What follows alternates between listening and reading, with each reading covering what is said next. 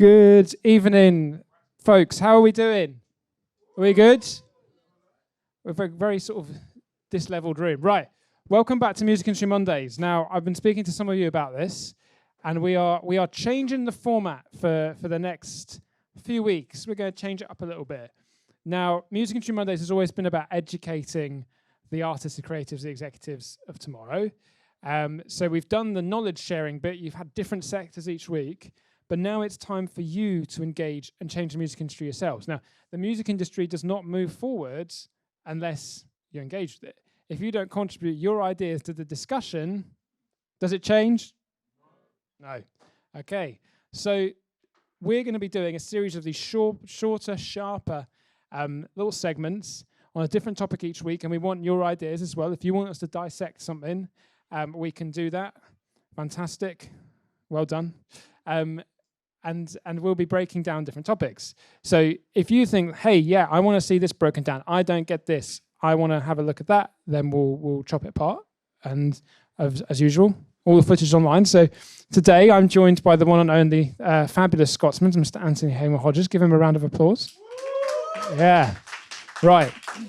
So this week we're going to start off, and you'll get the idea of how this goes. It's going to be short, sharp discussion, and you are going to be involved. So please do shout out. Please do contribute. If there's something you disagree with, want to hear why, right? And Anthony is going to be, well, we're going to discuss the topic at hand, which is coming up, which is this. Yeah?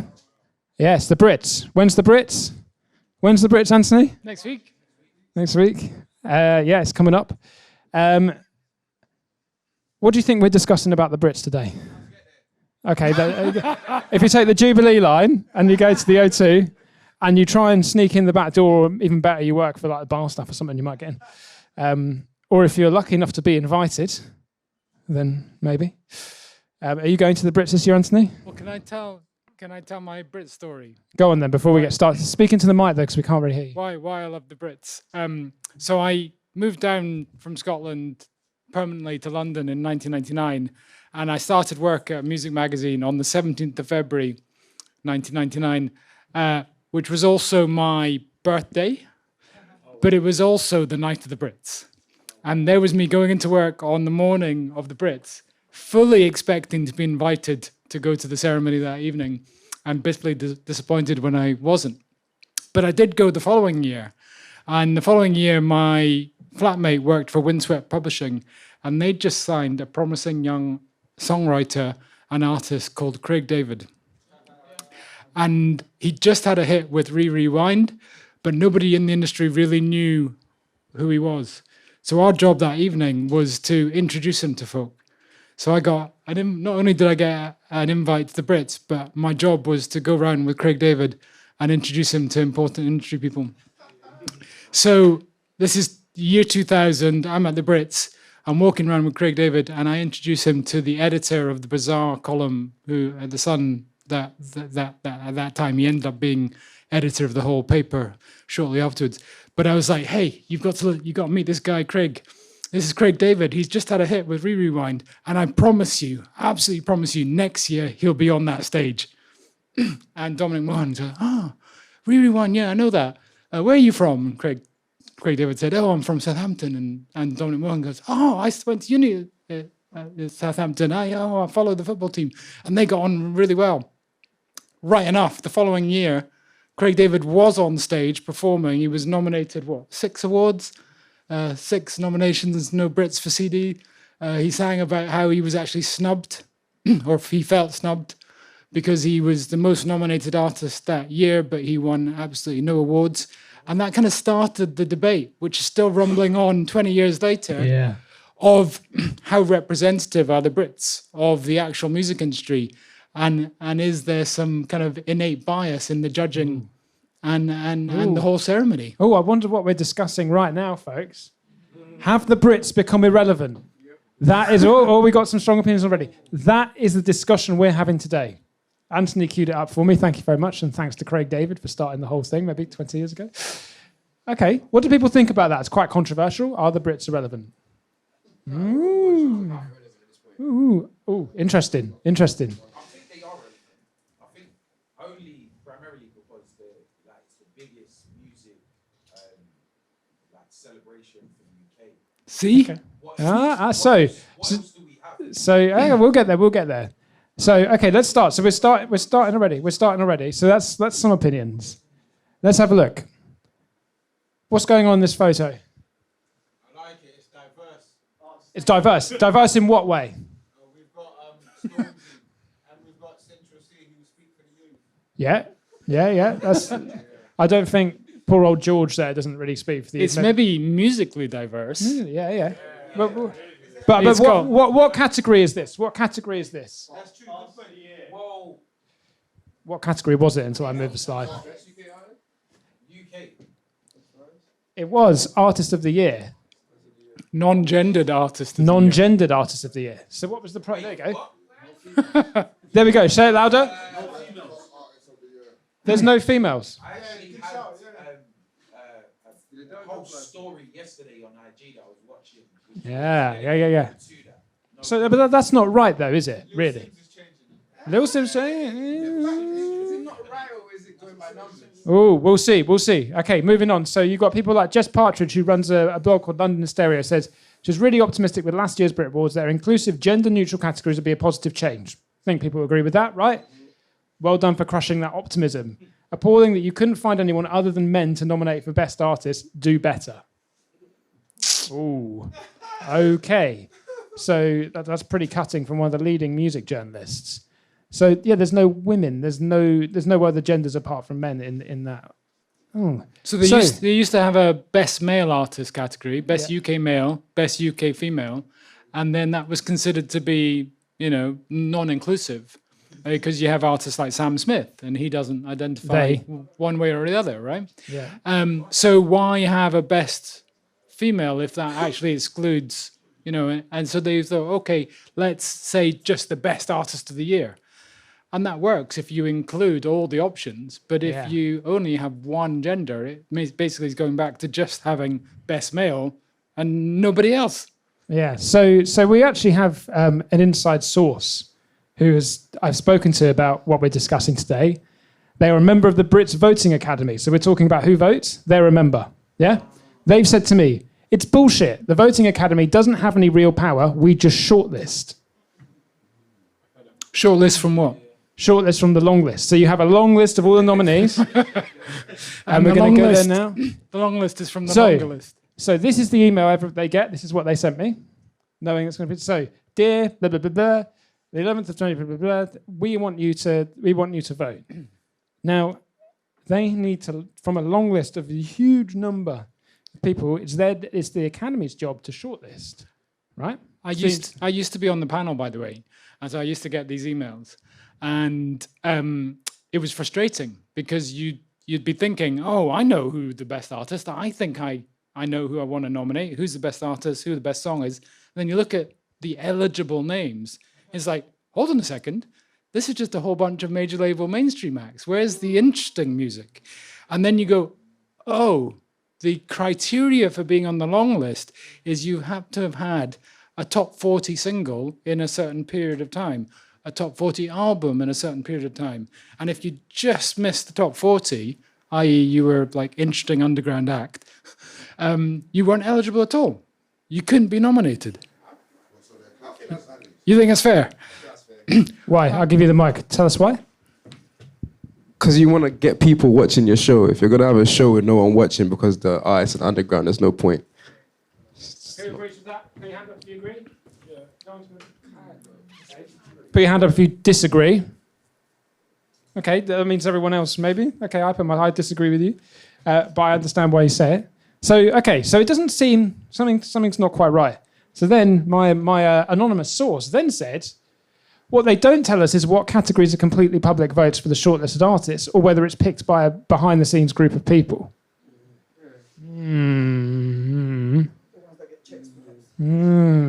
It doesn't seem. What do we think? It doesn't seem. I'm hearing a few mms. Yeah. What do we think of that? Seems very government-ish. Oh, okay. Rigged is the word. We got rigged. Any other words? Not very transparent. No. Any other ideas? Any other? No. Corruption. Right, this is getting out of hands. Okay, but we don't. There's a sort of general consensus it's not hugely fair. What do you think? I don't know whether an award ceremony is always going to be fair. Your point, you want the best talent. You want the talent that is known by the public. And in a way, what I was saying a second ago would almost be better if it was industry experts behind the scene picking the names, because then you'd have a few underground acts thrown in theory. Whereas if it was just up to the public, you're only showcasing. You made a really good point. It's the biggest celebration of music we've got. It's the music show most likely to be watched by families, children, the mainstream. So, it has huge boosts to any artist that features and performs. So, in a way, you don't want to serve the public just what the public already know. You want to give them what they know and what they love, and some really cool new stuff as well, which is, the talent of a great DJ or a great event organizer is to, sandwich some new stuff that pushes the boundaries in a way that's comfortable for your audience. So in a way, I'd prefer if a behind-the-scenes group of experts were curating it than just always it being the public. Because then, remember when One Direction just won everything? So if, the biggest band in the world and the awards are the public voting, you just get the same predictable winners all the time. And sometimes I want to watch the Brits with my family and my wife go, who the hell's that? And my kids go, I've never heard of them. It's like, yeah, but aren't they cool? But does that happen on a regular basis? Some of you got your hands up. Question. Yeah. If the big labels just pay or put them in the first place in the chart, it's always the same. That's a good point. Do you want to say that on the mic? That's a really good point. I think if the big labels just pay or just pay for them to stay in the first place on the chart, pay for Spotify and make money from Spotify, they're going to have just the same people in the first place. Okay, that's a good point. If you're throwing all the money, all the huge marketing budgets, they're just going to stay at the top, which means they're going to go on. Yeah.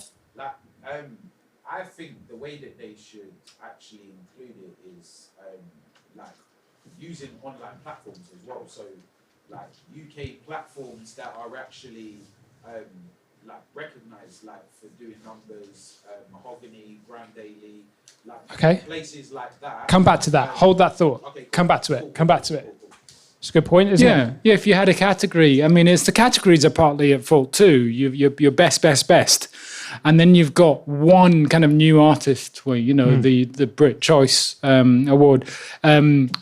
But what you really want is, underground act of the year. The Grammys were on last night and they have like a zillion categories. and so, best jazz act and, best sync and best soundtrack and best producer and best engineer. And, they're fully recognizing every gamut of the industry. And I understand the Brits is primarily a TV show. But you could have the backroom, again, backroom's not necessarily bad. You can have a backroom sub award where it's still featured in the papers the next day. It might not make the TV show, but there's awards going out to rising stars coming through those kind of platforms. Okay, who actually watches the Brits? And I'm gonna categorize that by you have to watch the whole thing. You have to, because that's watching something, right? You can't just sort of be like, oh, yeah. I guess what's going on? Nobody watches the whole thing. Stop screwing my question. Who watches the Brits? Put your hands up.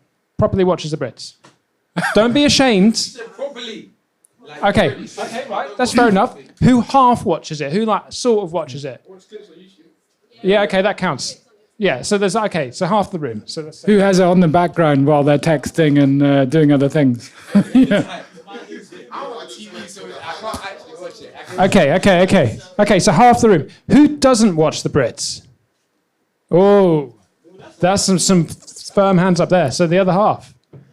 Okay, shout out some reasons why you don't watch it. I wait for the highlights on this. Waits for the highlights?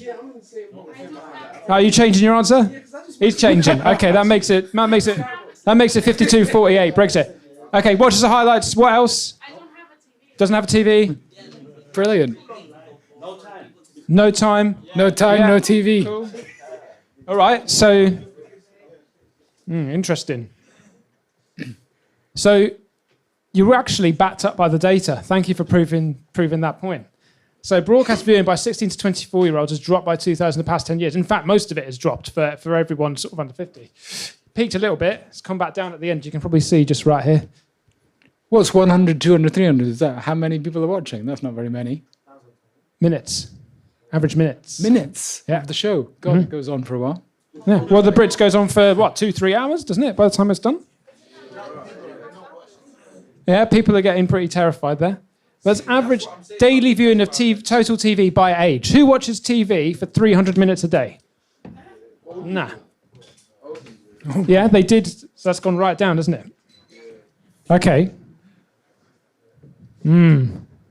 What was the question at the start? Is the Brits irrelevant? Oh, but you did. Ooh, it's starting to flip. Swing voter right here. Okay. So Michael Cragg, here's Michael Cragg with his Brits Award here in the corner.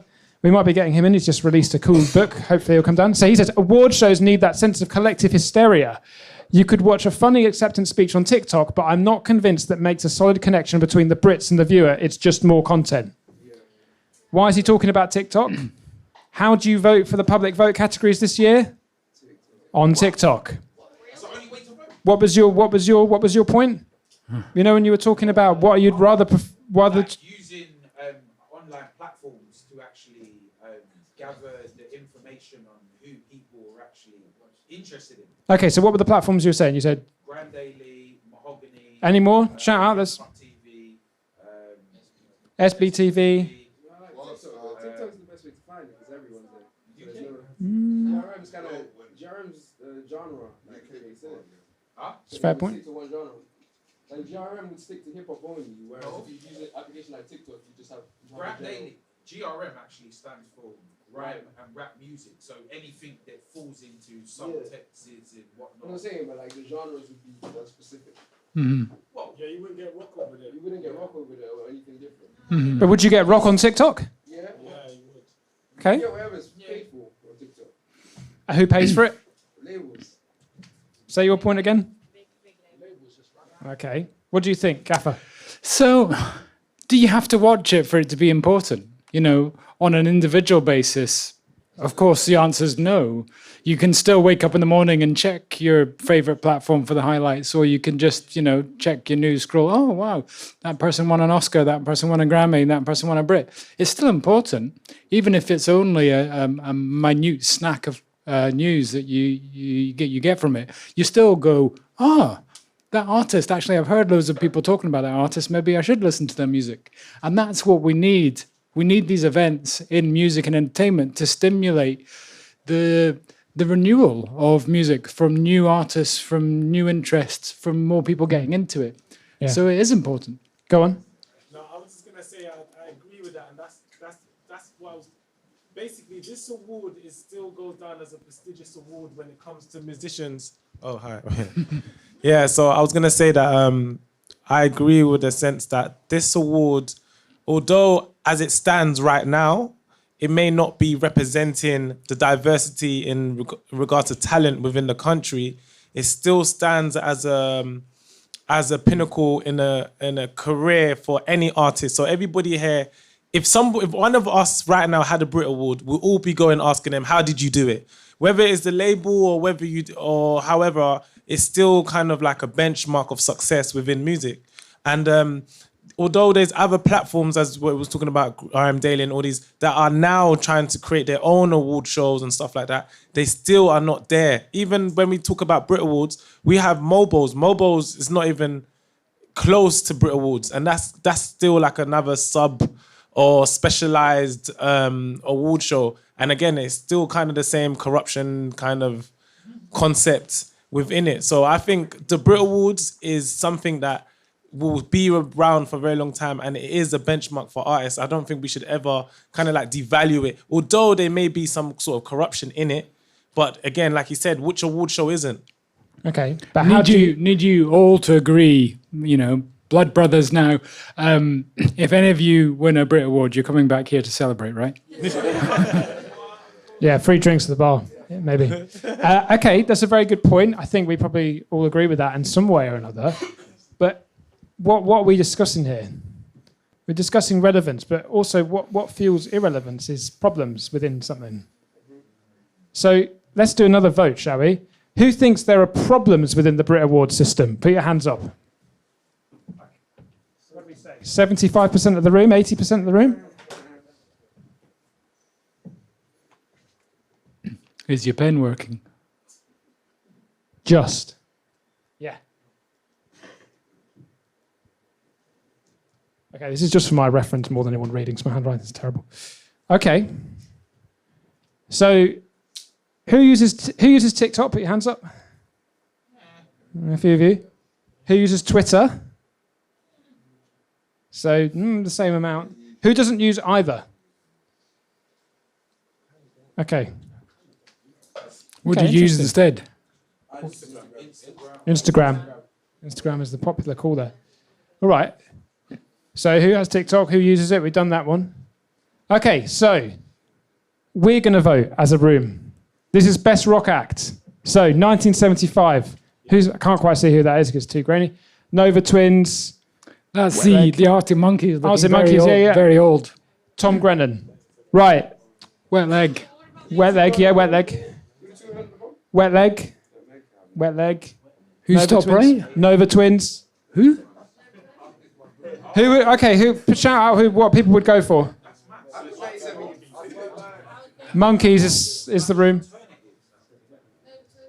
Nova Twins, Wet Leg. Okay, put your hands up for Arctic Monkeys. Put your hands up for 1975. Ooh. Tom Brennan. No, Wet Leg. Couple people. Can I ask a question on that though? A follow-up question. Everyone's saying Arctic Monkeys. Is it because of how great they were 10 years ago, or because you love the new album? Okay. Who do you think spent the most money on their Brits campaign looking for pushing? Monkeys. People think Monkeys. Okay. Best hip hop or act grime act. What are we going for here? Loyal Kana, Dave, Stormzy, Central C, H. Okay, right. Let's hear it. Hands up. We'll go alphabetically because I think that's actually how it's organised. H. Put your hands up for H. H. No. Couple people. Put your hands right up. H. No. Central C. Okay. Dave. Stormzy. Interesting. Loyal Kana. Loyal. Wow, really?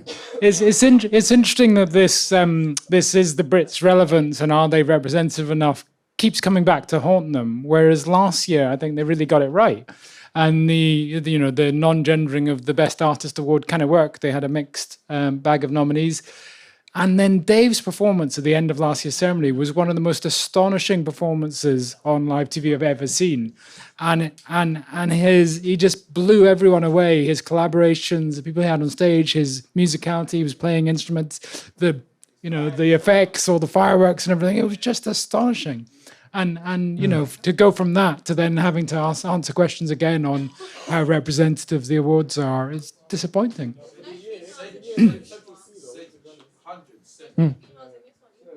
Yeah, that's a good point. Say it louder for the room. There we go. I was waiting for someone to say it. Who would vote for Little Sims if there was on it? Fair enough. Okay, right, here we go. But Little Sims is not eligible this year because she won last year. Again, I remember from the voting academy, it was really frustrating. You wanted to nominate someone say, for example, Adele. You're like, absolutely smashed it. Oh, she's not eligible because she won last year. And again, because it's a TV show, they don't want the same people coming up year on year. There you go. Why is Dave nominated? Did he win though, or did he just perform? Okay, right. This is good. We knew we'd get discussing. See, everyone was like, "Yeah, Brits is all right, actually." Oh, I don't know. Okay, right. Best pop R&B act. Right, before we start, pop and R&B together? Really? No. Why not? Someone tell me some reasons why not. Okay. Who thinks they should be grouped together? Why? Why? At the back? Shush.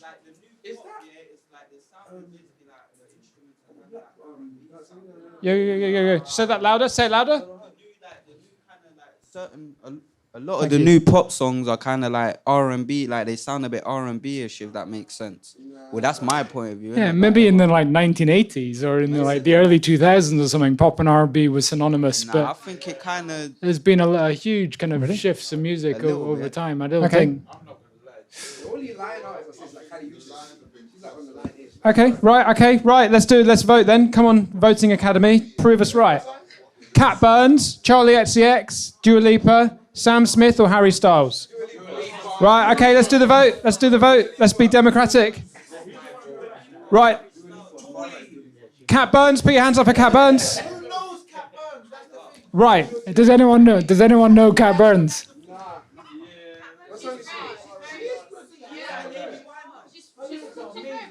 Okay, so let's discuss it.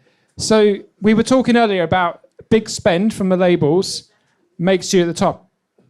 Do we think Cat Burns has had a big spend behind her campaign to be a nominated artist? Right. And how do you pick your choices this year? Okay, put your hands up for Cat Burns. Charlie XCX. Okay. Dua Lipa. Interesting. Did Dua Lipa even release anything this year? She's queen every year, man. It's tough. Okay. Really? Whoa. Right. Okay. He's throwing me off. Harry Styles. Hands up for Harry Styles. Just won a Grammy. Oh, okay. And hands up for Sam Smith. They just won a Grammy last night as well. Yeah, Sam Smith and Kim Petras won a Grammy last night. Okay. Best dance act. Becky Hill, Bonobo, Calvin Harris, Scotland, Fred again, and what's her name? Oh, I've forgotten her name. Help me out. It's terrible. But there's two women in a dance category. Usually, what was that? Eliza Rose. Eliza, thank you. Yes. Okay. So, let's vote around here. Becky Hill, hands up for best dance act. Becky Hill. Bonobo. Ooh, a couple. Calvin Harris. Yeah. Fred again. Yeah, I'm down with Fred. Fred was doing some damage. Okay. And then Liza Rose. See, I love the Eliza Rose track, but it's just like one track. She's had one hit. And is that enough to be the best dance act of the year? Fancy performing at the open mic later. Fantastic. Cool. All right. I think that's potentially right. So it's final say. We've got to the end. We've had a good discussion. Any final word? I can't speak over the guest. Any final words from our guest, who has been a member of the Academy, was not the anonymous source, so he can keep his place if he's asked again. Yeah, I mean, I totally agree with the contribution from the audience earlier that it is the biggest celebration of the year in the UK. And without it, even these biggest artists would struggle perhaps to get their breakthrough success. Often the Brits can be the catalyst to launch an artist from medium level success to, breakout success. And I worry for someone like Eliza Rose that she probably doesn't have an album out. It could be like a breakthrough moment, but she doesn't have the material. It was Adele doing Someone Like You at the Brits, whatever year that was, that made her the global megastar she is now.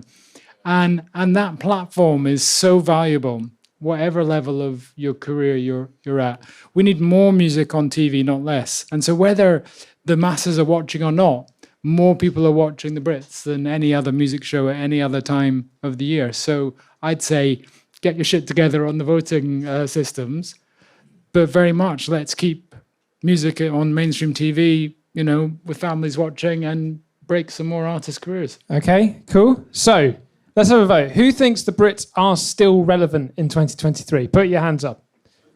Ooh. Would you want a Brit?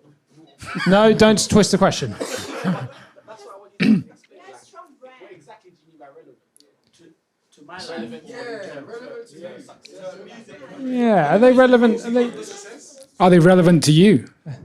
There's some good questions. Yeah, it's a good question. It doesn't do anything to the artists I listen to.